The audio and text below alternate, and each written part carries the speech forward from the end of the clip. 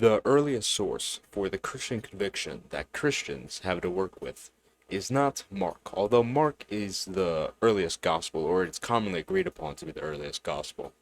The real earliest source is the First Corinthians 15 creed that Paul wrote to the Corinthian church. I'll read it to you now. For what I have received, I passed on to you as of first importance, that Christ died for our sins according to the Scriptures, that he was buried, that he was raised on the third day according to the Scriptures, and that he appeared to Cephas, Peter, and then to the 12. After that, he appeared to more than 500 of the brothers and sisters at the same time, most of whom are still living, though some have fallen asleep. Then he appeared to James, then to all the apostles. And last of all, he appeared to me also, as to one abnormally born. Now, it's important to pay attention to the language used here. For what I have received, I passed on to you. This is an oral tradition that Paul got.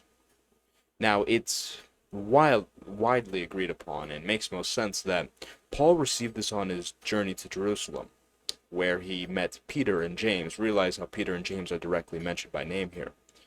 And while some parts of this creed may have been added, like the appearance of the 500, although Paul does make a reference to say that some of these people who saw Jesus are still living, though some have fallen asleep, meaning some have died. To me, given the context, it seems like a call to say, well, if you doubt this, you can ask some witnesses, right? But in any case, that may have been added by Paul. But the core that Jesus, died for his sins, was buried, and was raised on the third day, that's definitely in the original creed, the original tradition. Now, Paul received this creed a few years after his conversion, again, during his visits to Jerusalem. Now, as the subject of this video, the earliest source for Jesus, we need to date this creed. Now, keep in mind, Jesus was crucified in AD 30, and subsequently all events in the Gospels happened in AD 30, or the primary events, death, resurrection, this stuff was in AD 30. So, first of all, we know this cannot be later than AD 30. Excuse me, AD 38, 38 AD. Because Paul is believed to have met Peter and James around 35 to 38 AD. So it can't be later than 38 AD, because that wouldn't make any sense. Based on that, coupled with the fact that Paul said himself roughly 3 years after his conversion, along with the consensus, we can say Paul converted around 32 to 35 AD. It's commonly understood. And the fact the creed was already formulated when Paul received it, presumably, we can say this creed dates to 30 to 33 AD. Like, it was already formulated. If you know about historical sources, you know this is astronomically close. This is early. This is extremely early. Look at any other historical figure. A lot of the sources for them come way after, decades after. This is from a few years, at least 5, no more than 5 years, right? No more than 5 years after the events that this creed refers to. Again, that's astronomically early. The conclusion does have scholarly consensus. Most scholars do agree, yeah, within 5 years.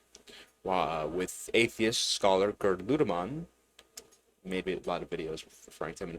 If you remember, one of the first uploads on this channel, you're G if you remember. In any case, Ludemann had this to say about the creed, who's an atheist. The elements in the tradition are to be dated to the first 2 years after the crucifixion of Jesus, not later than 3 years. The formation of the appearances traditions mentioned in 1 Corinthians 15, 3 through 8, falls into the time between 30 and 33 CE, which is AD. Now, unfortunately, many people read this passage and they read it without the understanding of the importance of it. They be like, oh, well, cool, Jesus, yeah, that's great, and then they move on. They don't realize, when you're making the case for the truth of Christianity, this 1 Corinthians 15 creed is very important because of how early it is. Right? And the rest of the Gospels are also early as well. Like Mark, I believe Mark is 50, 60, 80, something like that, right?